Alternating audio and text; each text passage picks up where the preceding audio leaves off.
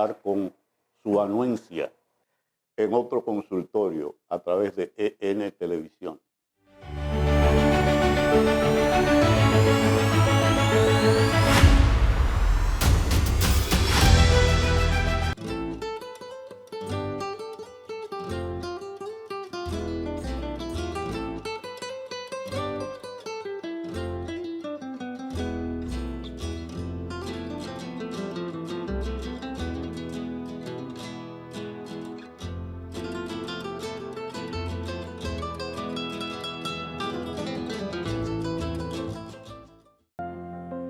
En Cediza siempre me han brindado una sonrisa, sin importar día ni hora.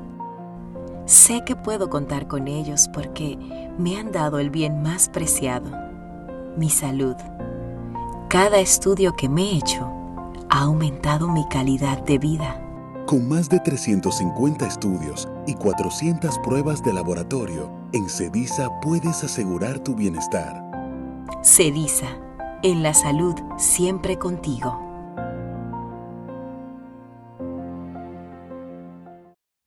Caribe Cargo.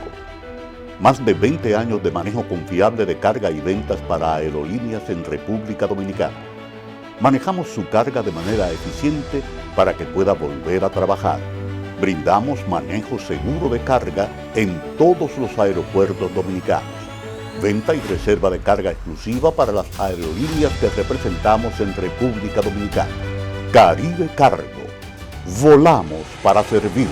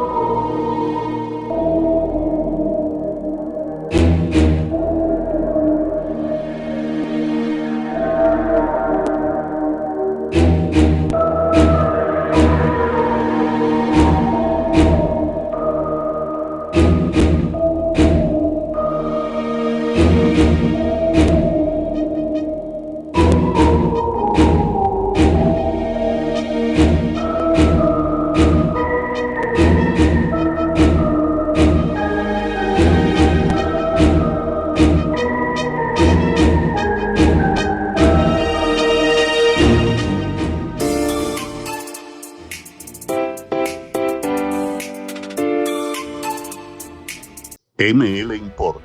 Importadores y exportadores. Calle Sánchez Valverde, número 45 en Villa Consuelo, Santo Domingo, Distrito Nacional. Teléfono 809-684-6183. ML Import.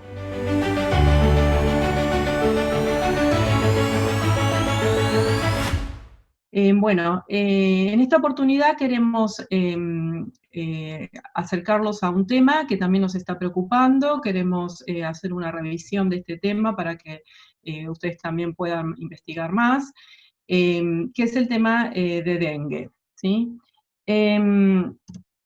Vamos a recorrer un poco la estructura del virus, sus orígenes, cómo es la transmisión, la situación de la pandemia, ¿sí? Qué patologías produce, la patogenia de estas patologías y un poco de diagnóstico y orientarlos en cómo se hacen las denuncias al sistema de vigilancia médica, ¿sí? Al Ministerio de Salud. Bueno, el virus dengue es un virus, se pertenece a un grupo de virus llamados arbovirus. Estos virus se los llaman así porque son transmitidos por artrópodos. Hay varios de estos virus que se transmiten de la misma manera y pertenecen a este grupo, que son los de fiebre amarilla, Zika, chikungunya. Hay otras fiebres del Nilo Occidental, encefalitis de San Luis, también son patologías conocidas. Pertenece a la familia de los virus Flaviviridae, ¿sí? Al género Flavivirus, y dentro de este género están compuestos, integrados por 4 serotipos virales, que son 1, 2, 3 y 4, que son, digamos, dentro de estos mismos serotipos puede haber distintos genotipos, en la cual su secuencia no se diferencian en más de un 6% en cuanto a sus aminoácidos de los genes E y NS, ¿sí? Ahora lo vamos a ver, y NS1. Y bueno, todos ellos pueden causar la misma patología, las mismas patologías, ¿sí? Ya sea la fiebre por dengue, que antes se la llamaba dengue clásico, y el dengue hemorrágico, y esto disparando un síndrome de shock por dengue, que bueno, la nueva clasificación lo titula como dengue grave. La inmunidad para todos estos virus es cero específica, para estos serotipos. Es decir, que la infección con un serotipo confiere inmunidad permanente contra ese mismo serotipo, ¿sí? Es una inmunidad homóloga, se la denomina. Puede dar una inmunidad que dura muy poquito tiempo, unos meses, contra el resto de los serotipos, pero no más de eso. Y eso sería la inmunidad heteróloga. Bueno, respecto a la estructura del virus, el virus dengue es un RNA virus. Tiene una simple cadena de polaridad positiva de 11 kilobases. Está compuesto por 10 genes, es una partícula esférica, ¿sí? Como vemos acá, es una partícula esférica de 40 a 50 nanómetros, tiene una envoltura lipoproteica, ¿sí? Y una nucleocápside, que está conformada por las proteínas de cápside y el genoma, el RNA. ¿Sí? Este genoma de 10 genes va a dar origen a 10 proteínas. 3 de estas proteínas son proteínas estructurales, ¿sí? La proteína del core, la proteína asociada a membrana y la proteína de envoltura. Esta proteína de envoltura es la hemoglutinina del virus, ¿sí?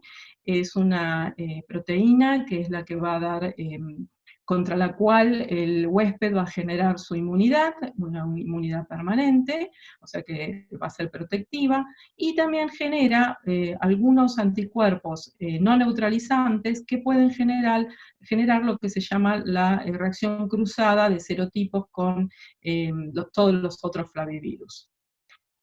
Hay 7 proteínas no estructurales, de las cuales vamos a hablar un poquito de la NS1, que es una proteína muy importante en la patología de esta enfermedad. La proteína NS1 es una glicoproteína que está unida a la membrana de células endoteliales, principalmente los glicasaminoglicanos, separan sulfato y condroitinsulfato. Interviene, digamos, principalmente en la replicación viral y hace que este virus tenga una alta virulencia. Se encuentra en un compartimiento intracelular, colocalizando con el RNA viral en su forma replicativa. Y también puede encontrársela en el exterior celular en la forma soluble, que es la forma en la que podemos detectarlo desde el laboratorio. La acumulación de este NS1, de esta proteína soluble en suero, sumado a algunos factores de inflamación y citoquinas, como es el interferón alfa, el factor de necrosis tumoral alfa y la interleuquina 10, se correlacionan fuertemente con la patología, con la enfermedad. ¿Por qué? Porque estos van a contribuir a cambios en la permeabilidad vascular que van a llevar en el avance de la patología a la extravasación de líquidos, ¿sí? A aumentar la permeabilidad vascular y llevar a los pacientes a hemorragias y shock. Los orígenes de este virus, algunas teorías lo llevan hasta el África, ¿sí? Ahí donde hay ciclos selváticos de este virus entre los mosquitos y los primates inferiores. Allí el virus comenzó digamos, a acomodarse a los mosquitos y ya no ser estos los huéspedes principales, sino que pasaron a ser vectores. Y a medida que los asentamientos humanos fueron acercándose a este ciclo selvático, comenzaron a infectar a los humanos. Allí van produciendo enfermedades epidémicas y endémicas en países donde la temperatura les es beneficioso al vector, que serían los mosquitos en este caso. El dengue es la arbovirosis de mayor implicancia en salud pública, principalmente y obviamente por la patología que produce, pero también por la cantidad de pacientes que puede afectar. Bueno, todos creo que sabemos que la transmisión es a través es vectorial y a través del mosquito Aedes aegypti, principalmente aquí en Sudamérica. La transmisión la realiza la hembra, porque es la única que es hematófaga y necesita de la sangre humana para alimentar a sus huevos. Entonces, para que este mosquito sea infectivo, primero tiene que picar a una persona que está infectada, ¿sí? Esta persona tiene que estar en su periodo de viremia. Ese periodo de viremia es desde un día antes hasta 5 a 6 días posteriores a la fiebre o a los síntomas, y se ha detectado que hay evidencias de transmisión vertical, es decir, a través de los huevos que están infectados. Estos huevos van a seguir infectados, entonces se va a seguir transmitiendo. El mosquito, una vez que pica al paciente infectado, va a hacer una infección propia, es un periodo de incubación extrínseca que dura de 7 a 14 días, y ahí adquiere la capacidad infectiva que dura toda la vida. La vida del mosquito es de más o menos 30 días, ¿sí? Y bueno, como sabemos, la enfermedad no se transmite de persona a persona, ni a través de objetos, ni por vía oral, ni respiratoria, ni sexual. ¿Sí? Pero sí hay transmisión durante el embarazo. Si una mamá se infecta estando embarazada, en su etapa de viremia puede transmitirlo a su feto. Y bueno, la transmisión a través de los trasplantes de órganos y los accidentes cortopunzantes en personal de la salud son infrecuentes y no hay muchos reportes. Bueno, contarles un poco, que creo que todos lo estamos viendo, la emergencia y reemergencia global de esta patología, de esta infección, a través de las décadas, y en las últimas décadas sobre todo, se ve un aumento y frecuencia y la magnitud de estas epidemias. Y lo otro que se ve es que los casos son cada vez más graves, o hay mayor severidad de los casos. Esto puede tener que ver con el genotipo viral, ¿sí? Y eso está siendo estudiado. Los factores que más fuerte afectan el aumento de estas epidemias tienen que ver con el incremento poblacional, la urbanización inadecuada y no planificada, el aumento de los viajes aéreos y migraciones, el calentamiento global, el deterioro de los sistemas de salud pública y, bueno, la falta de estrategias eficientes para controlar al vector. No los quiero llenar de números, pero bueno, el último reporte de la OMS, o uno muy cercano, habla sobre 390 millones de infecciones por dengue por año, con 96 millones que no manifiestan o que no se manifiestan, 96 millones se manifiestan clínicamente, el resto pasan inaparentes, ¿sí? Se estima que 3.900 millones de personas en 128 países están en riesgo de infección. El año 2016 se caracterizó por grandes brotes de dengue en el mundo. La Argentina no quedó fuera de esto, también tuvo una gran epidemia. Y en el año 2017 y 2018 esto mejoró, pero a partir del 2019 y en la actualidad continuamos con picos y brotes muy severos.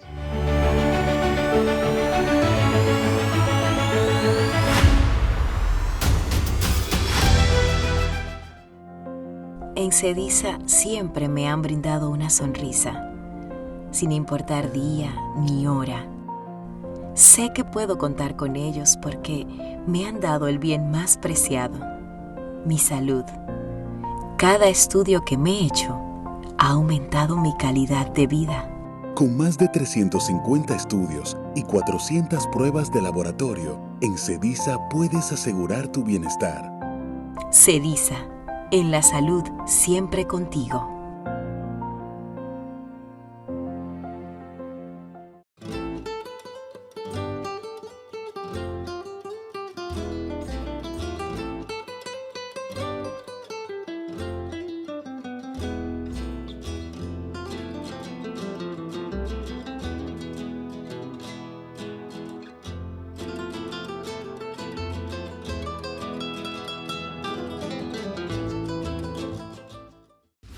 Caribe Cargo. Más de 20 años de manejo confiable de carga y ventas para aerolíneas en República Dominicana. Manejamos su carga de manera eficiente para que pueda volver a trabajar. Brindamos manejo seguro de carga en todos los aeropuertos dominicanos. Venta y reserva de carga exclusiva para las aerolíneas que representamos en República Dominicana. Caribe Cargo. Volamos para servir.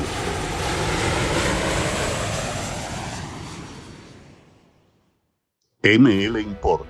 Importadores y exportadores. Calle Sánchez Valverde, número 45 en Villa Consuelo, Santo Domingo, Distrito Nacional.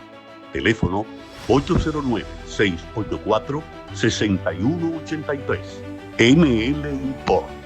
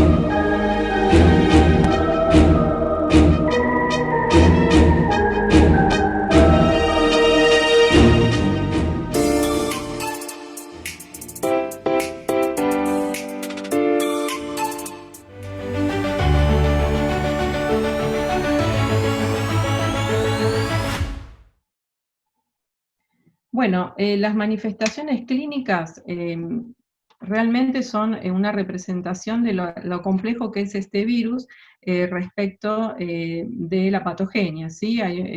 Tiene mucho que ver con el sistema inmunológico del huésped. El 80% de las infecciones son asintomáticas o algunas tienen síntomas febriles muy leves o inespecíficos que pueden durar un poco, de 2 a 7 días. Y a veces los pacientes ni siquiera consultan. Las manifestaciones del dengue o el síndrome febril por dengue o la fiebre por dengue consta de, obviamente, el síndrome febril, que puede ser de comienzo abrupto, fuerte dolor de cabeza, es característico, con el dolor detrás de los ojos, el dolor muscular, óseo y articulaciones, por lo que antes se lo conocía como enfermedad quebrantahuesos, ¿sí? Las náuseas y los vómitos, el exantema, que puede llegar a casi el 50% de los pacientes, las petequias en la piel, que pueden tener que ver con la disminución de las plaquetas.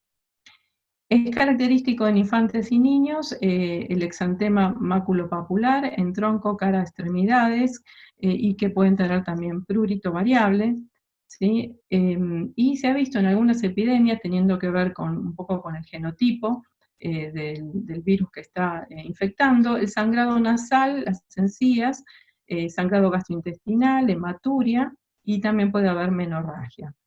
El rango de muerte es bajo, no alcanzando el 1% en este tipo de patología o de síndrome.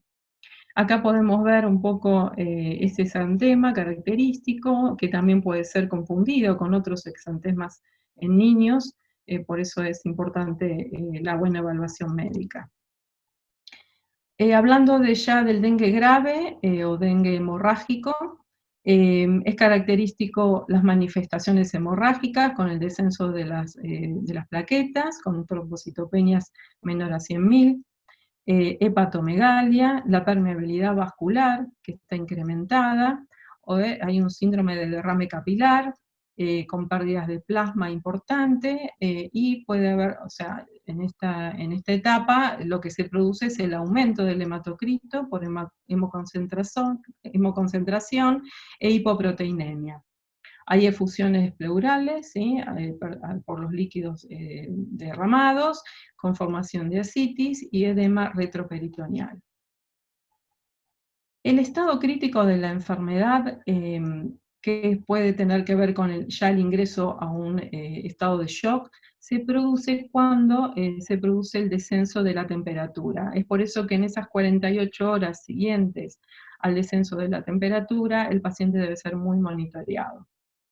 Es característico previamente a la aparición del shock, la hipotensión y la debilidad del pulso, ¿sí? Que son signos de alarma para este cuadro.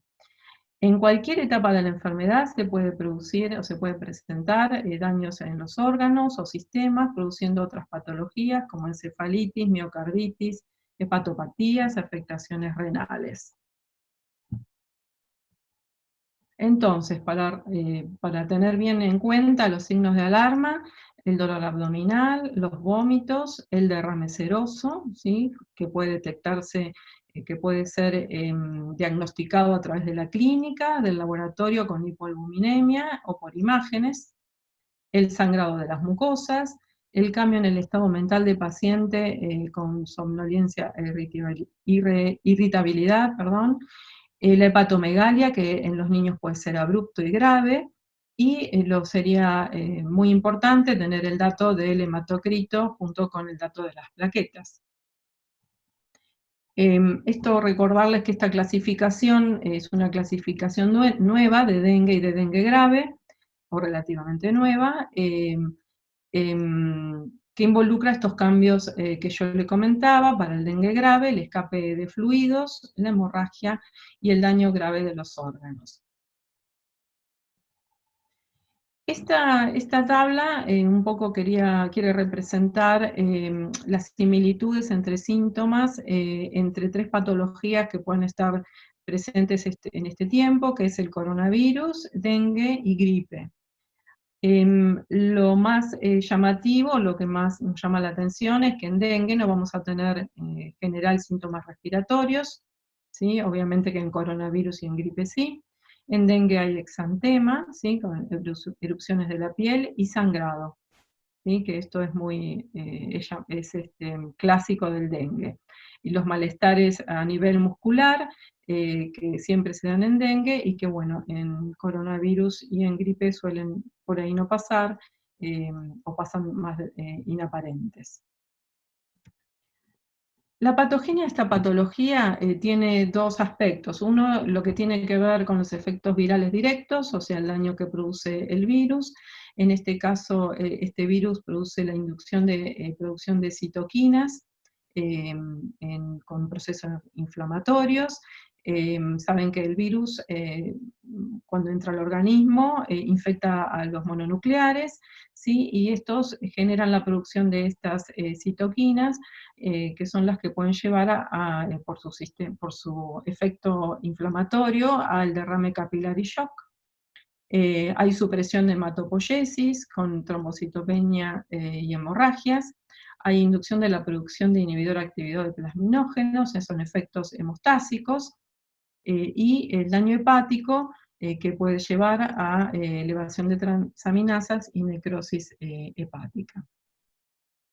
En cuanto al otro aspecto, es la respuesta del huésped a la infección, digamos, como resultado de la afección del virus, la producción de estas citoquinas, también la reactividad cruzada de los anticuerpos contra dengue con el plasminógeno que puede producir hemorragia. Puede haber una reactividad cruzada de anticuerpos anti-NS1 con las plaquetas y producir daños y contra las células endoteliales, con daño de las mismas e inflamación. La formación de complejos inmunes con la activación de la cascada de complemento puede producir trombocitopenia, hemorragias y derrame capilar y shock. Esto un poquito para refrescar digamos, como las etapas de la enfermedad. Hay tres etapas: la etapa febril, la etapa crítica y una etapa de recuperación. En la etapa febril es donde se produce el alta de la viremia, si hay aumento de la carga viral del virus, y obviamente la temperatura característica.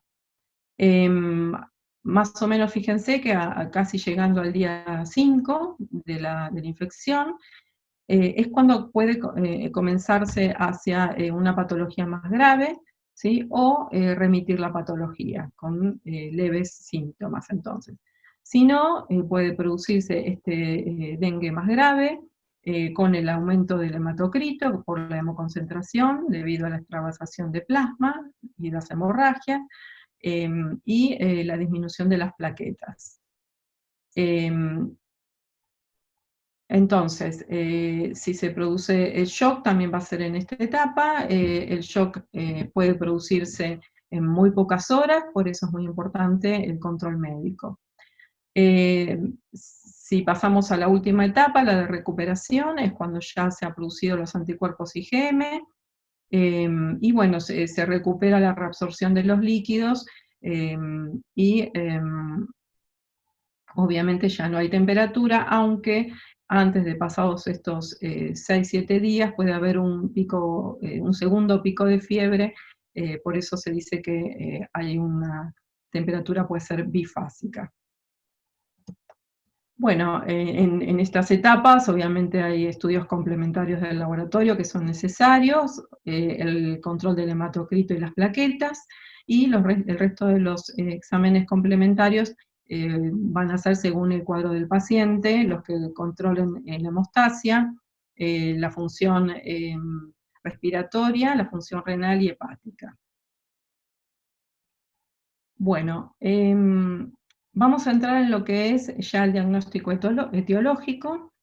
Quiero comentarles, como todos saben, que esta es una enfermedad de declaración obligatoria, ya que una vez que se detecta un paciente, o tenemos un paciente con viremia dentro del país, hay que tomar acciones rápidamente para evitar la propagación de la infección a través del vector. Entonces, el Ministerio tiene la propuesta de algoritmos para el diagnóstico y manejo de casos ante un paciente sospechoso, que es un paciente con fiebres de menos de 7 días y que no tiene otras patologías que puedan ser justificativas de esta fiebre, más todos estos síntomas de los cuales recién hablamos. Eso puede generar que el paciente se lo controle buscando los signos de alarma, ¿sí? Si este paciente tiene signos de alarma, puede ser hospitalizado o podrá ser controlado ambulatoriamente en su hogar, dependiendo de si tiene otras comorbilidades o situaciones de riesgo, como puede ser el embarazo, edad adulta muy mayor, patologías de base como diabetes, hipertensión, cardíacas, etc. Esto será el seguimiento médico, y para llegar a la confirmación del laboratorio vamos a ver los pasos que continúan. Siempre que vamos a tomar una muestra de dengue, vamos a sacar sangre en el laboratorio, vamos a completar esta ficha, que es una ficha de síndrome febril agudo inespecífico. ¿Por qué? Porque esta ficha sirve para varias otras patologías que son las que producen este síndrome.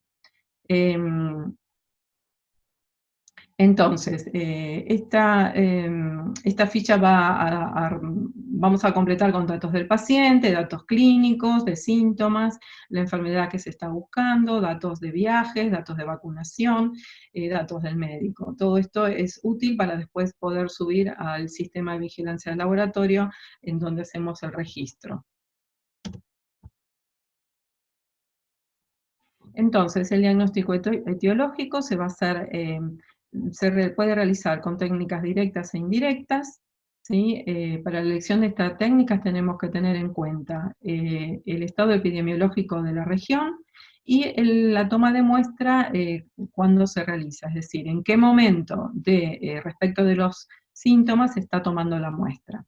Eso ahora lo vamos a revisar. Entonces, dentro de las técnicas directas están la búsqueda de los antígenos virales del virus, NS1, el aislamiento viral, o la detección del genoma viral en la búsqueda del ARN. ¿Sí? Entonces, las técnicas directas están dirigidas a buscar o detectar el virus. Y las indirectas están dirigidas a detectar los anticuerpos contra ese virus, y lo hacemos a través de las técnicas de detección de anticuerpos IgM y de los anticuerpos IgG. En esta parte tenemos que tener bien en cuenta que los títulos pueden estar alterados, ya sea si hablamos de una respuesta a una infección primaria o una infección secundaria.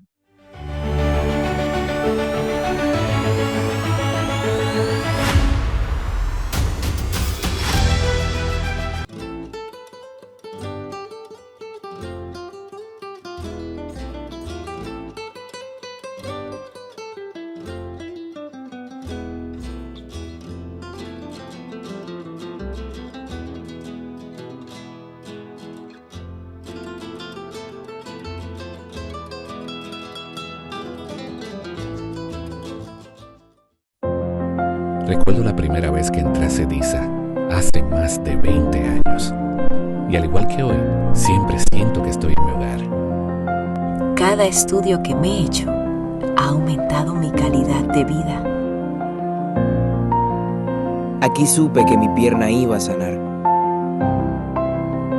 Porque un diagnóstico a tiempo puede salvar mi vida.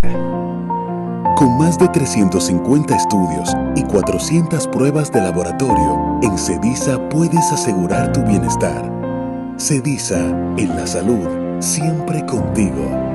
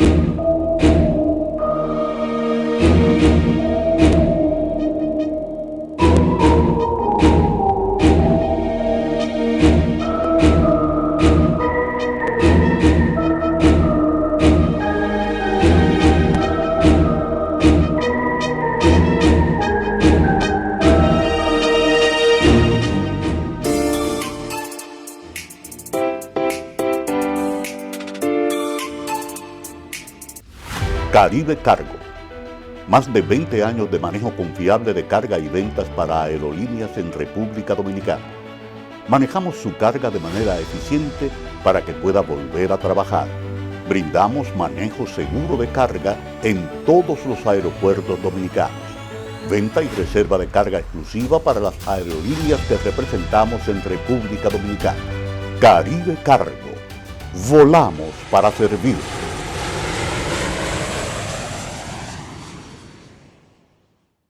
ML Import. Importadores y exportadores. Calle Sánchez Valverde, número 45 en Villa Consuelo, Santo Domingo, Distrito Nacional. Teléfono 809-684-6183. ML Import.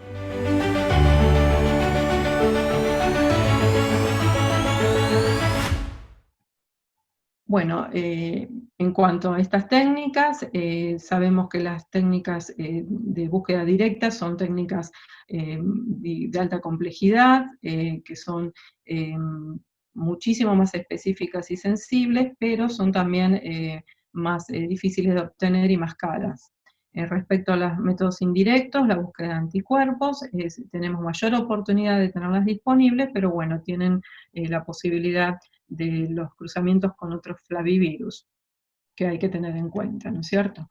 Respecto de la detección del antígeno NS1, hay ensayos, en general son ensayos de enzima inmunoensayo, ¿sí? Puede haber algunas técnicas convencionales con incubaciones normales y largas que podemos requerir más tiempo para obtener un resultado, y hay técnicas, ensayos rápidos, que son ensayos inmunocromatográficos, que en alrededor de 20 minutos podemos tener un resultado para la detección de antígeno NS1, o ensayos dúos, donde podemos obtener los anticuerpos GM y el antígeno NS1.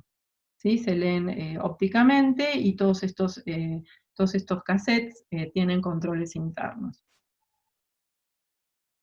La detección por cultivos del virus, bueno, obviamente son técnicas complejas y que se realizan en laboratorios específicos o especializados. Pueden ser el cultivo en ratón de lactante, que es de baja sensibilidad. Esto se hace una inyección intracerebral, que luego de la muerte del ratón se va a detectar el virus, puede ser por inmunofluorescencia o inmunoperoxidasa.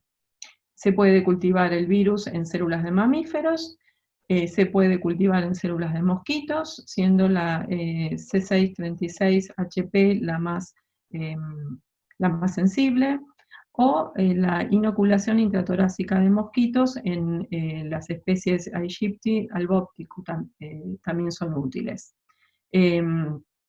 Obviamente todo esto es para laboratorios de investigación y laboratorios muy especializados.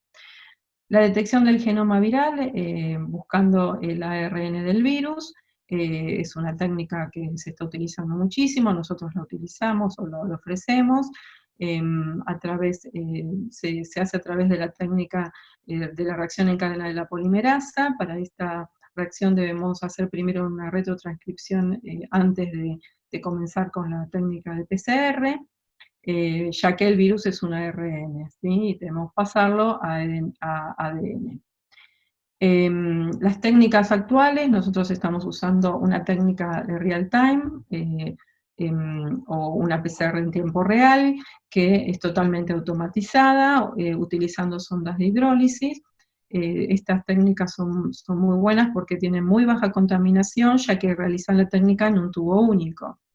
En este caso se amplifica una región que es muy conservada entre los 4 serotipos, utilizando un fragmento de 116 a 136 pares de base, y se detecta con una sonda de hidrólisis que en este caso se llama SHOE. Dependerá de cada laboratorio las estrategias de detección que quieran realizar para obtener también una tipificación viral. Son técnicas de muy alta sensibilidad, en este caso detecta 10 copias genómicas por reacción. También se puede llegar a secuenciar el genoma del virus. Esto en general se realiza en búsqueda del genotipo, ya para caracterizar filogenéticamente al virus, para analizar el origen, la dinámica y difusión temporoespacial de los brotes. Bueno, pasando a los test serológicos, el diagnóstico serológico definitivo tiene o debe requerir 2 muestras, una muestra tomada en la fase aguda y una muestra tomada en la fase convaleciente. Debería ser procesada en conjunto, en forma pareada, las muestras deben tener mínimamente 7 días de diferencia. Esto, bueno, se elegirá según el cuadro del paciente o el alta del mismo. Y bueno, debemos demostrar que hay un aumento de por lo menos 2 diluciones dobles en los títulos de los resultados que obtenemos.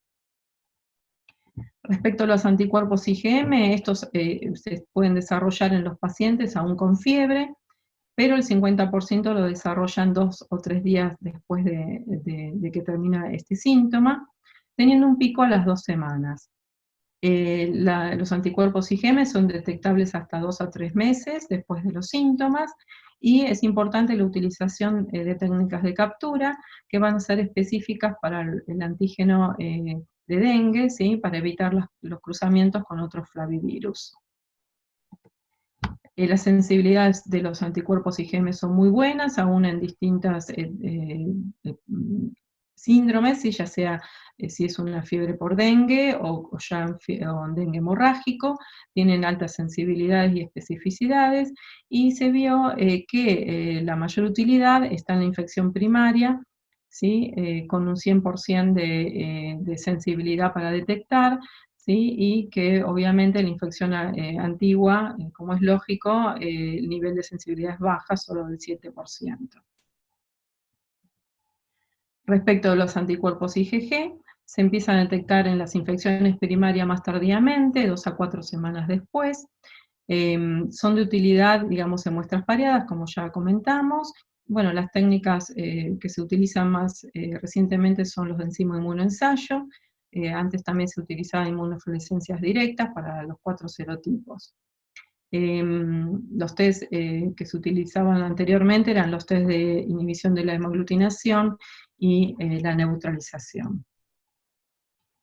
Diferenciar infección primaria y secundaria se puede realizar con los test serológicos, ¿sí?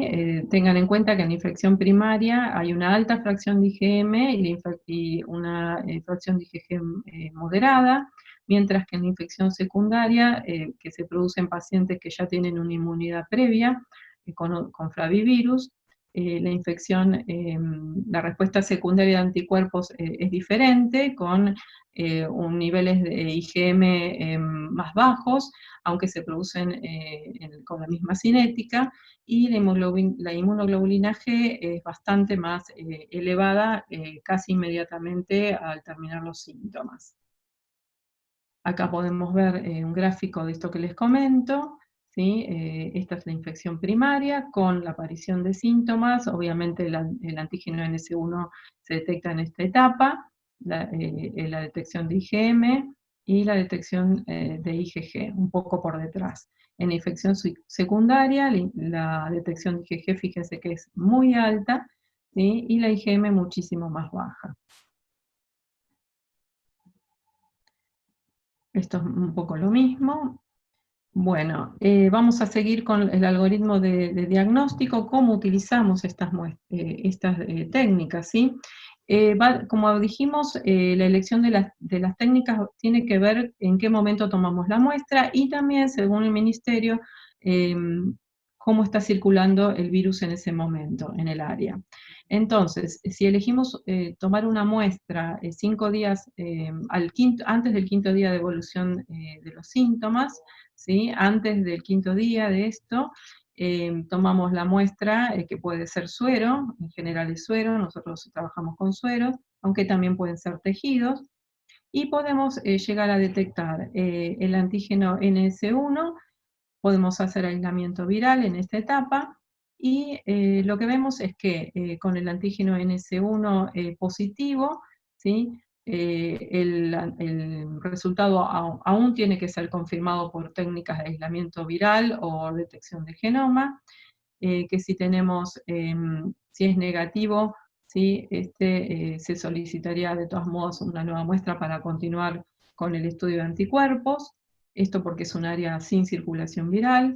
En el caso del aislamiento viral o detección de genoma, si tenemos un resultado negativo, debe seguir estudiándose con técnicas serológicas, y si tenemos un resultado positivo, este sí es el único que puede confirmar el caso en esta situación. Para el caso de que la muestra la tomemos después del quinto día, ¿sí? Del inicio de los síntomas, de la terminación de los síntomas, podemos realizar anticuerpos IgM, y si da negativo, esto tiene que confirmarse con anticuerpos IgG, y si da positivo, vamos a continuar con el diagnóstico a través de la seroconversión, y recién ahí, si esta seroconversión es positiva, va a estar confirmado el cuadro. O podemos también determinar con esta IgG, o estas IgG pareadas, si estamos ante una infección secundaria, cuando el nivel de IgG se mantiene entre primera y segunda muestra, o cuando el nivel de IgG se eleva, estamos hablando de una infección primaria. En áreas de circulación autóctona del virus no es necesario llegar a un resultado laboratorio para tomar acciones sobre el caso. Se confirma por, digamos, por la clínica, por el nexo epidemiológico. En caso que hiciéramos las determinaciones, el caso de dengue estaría confirmado con positivos por técnicas de aislamiento viral o detección de RNA. Sería negativo si la IgM tomada después del quinto día es negativo, y si estos antígenos o RNA son negativos, es necesario, sería sospechoso, y tendríamos que confirmar con serología con muestras variadas. Bueno, el ministerio, esta es la clasificación que hace de los casos. Ya hablamos de casos sospechosos, que es cualquier persona que tenga esta temperatura por menos de 7 días, y estas, discúlpenme, por esta Disculpen, ¿eh? Entonces, el caso probable serían estos casos que aún teniendo detecciones por anticuerpos no, no son suficientes y que tenemos que seguir controlando con otras técnicas. Y el caso confirmado, bueno, en áreas sin circulación es lo que vimos recién con las técnicas de laboratorio. Y en áreas con circulación, el nexo epidemiológico ya confirma el caso y las pruebas positivas para IgM o técnicas de detección de RNA va a ser considerado como probable y tienen que ser confirmados por técnicas serológicas. Bueno, nosotros siempre hacemos las notificaciones al CIVILA de cualquier caso sin circulación viral, y en casos con circulación viral confirmada, se confirma y se inscribe por nexo epidemiológico. Sabemos que no hay tratamientos para dengue, solo los tratamientos son sintomáticos, y en el dengue grave el reemplazo de fluidos. Y respecto de vacunación, hay una vacuna que se puede utilizar solamente en áreas endémicas y en pacientes que ya han tenido antecedentes de infección por dengue. Es una vacuna tetravalente que se puede dar entre los 9 y 45 años en estos pacientes. Las medidas de prevención, recordemos el control del vector, la detección rápida y temprana de los pacientes infectados para hacer el aislamiento, bueno, y la vigilancia que corresponde a estos síndromes. Bueno, no sé si podemos tener un tiempo para preguntas. Bueno, si quieren pueden escribir en el chat si tienen alguna pregunta o algo así que quieran compartir y las leemos. Tienen abajo la ventanita que dice chat y ahí nos pueden escribir si tienen alguna consulta o algo que les gustaría saber, contarnos qué les pareció la charla y demás. Sí, no sé si esta charla se puede compartir también después a través, si el que lo solicita, ¿no? Yo no tengo problemas para eso. Bueno, entonces el que quiera me escribe al mail de donde recibieron el link de la charla y yo les puedo compartir la presentación que nos compartió ahora Patricia para que puedan tenerla. Patricia Romina nos pregunta Sí. si hay una vacuna. Perdón. ¿Se puede dar sin haber tenido contacto previo con dengue? No. ¿Esta vacuna? No, la vacuna no está indicada. Puede haber casos de dengue grave y shock si aplicamos esta vacuna no habiendo tenido dengue. Tiene que ver con la patogenia, o sea, la inmunología del paciente, ¿sí? No se puede aplicar si uno no tuvo otra infección. Está dirigida a los pacientes que ya tuvieron una infección por dengue. Perfecto.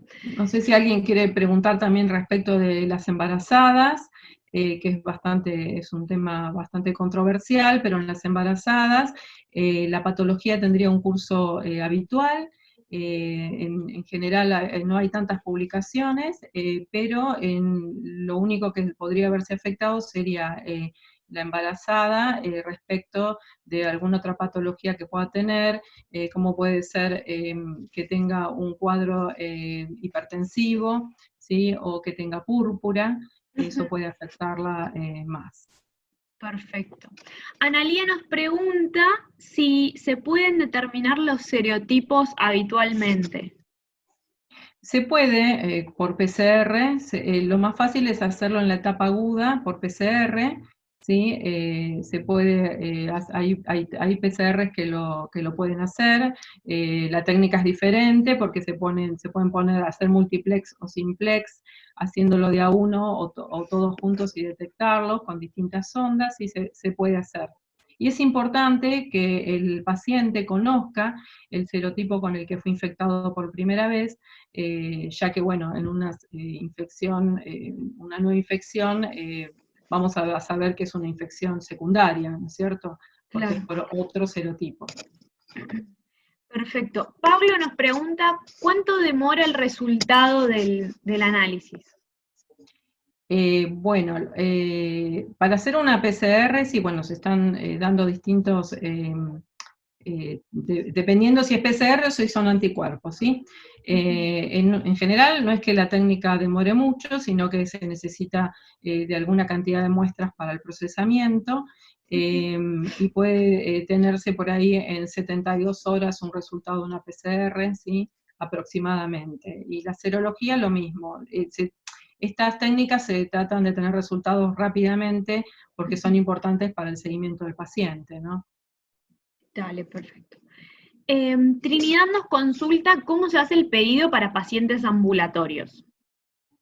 Sí,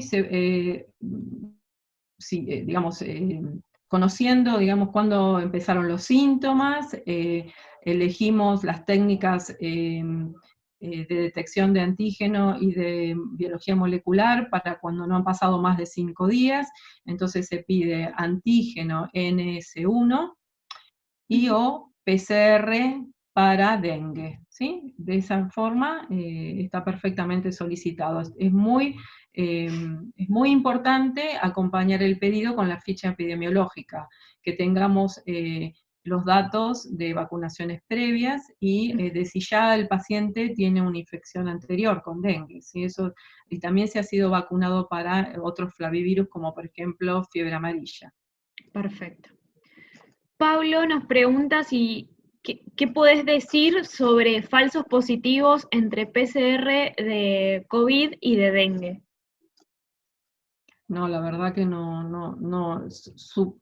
o sea, no debería, las técnicas de PCR son técnicas sumamente, altamente específicas, no debería pasar porque, bueno, se eligen, los primers son específicos para cada uno de ellos, ya sea para COVID o ya sea para dengue, no debería haber ningún tipo de cruzamiento. Realmente no comparten porciones genómicas, no comparten entre coronavirus y dengue. Pero es una pregunta que yo lo hablaría con nuestras especialistas y que si me quiere escribir por mail no hay ningún problema en que nos explayemos con él con esta pregunta. Dale, genial. Si querés, Pablo, te podés contactar al mail donde recibiste el link y te ponemos en contacto con Patricia. Cómo no, si tiene algún caso específico que le haya pasado, nos puede comentar. Esto es muy, también nos aporta a nosotros la experiencia de ellos. Perfecto. José Luis pregunta, ¿cuál es el seriotipo que está relacionado con los casos más graves? No hay una relación, se decía que los serotipos 2 y 3, ¿sí? Pero cualquier serotipo puede producir dengue grave, cualquiera. Pero en todas las bibliografías se nombran los serotipos 2 y 3 como más graves, pero eso no quiere decir que los otros no puedan producirlo también, ¿sí? Ok. Aníbal nos pregunta, desde el punto de vista teórico, en casos de coinfección sospechada de CARS-CoV-2, si sería igualmente recomendable la aplicación de la vacuna o no. Y a ustedes, nada, será hasta la próxima, si el Señor lo permite.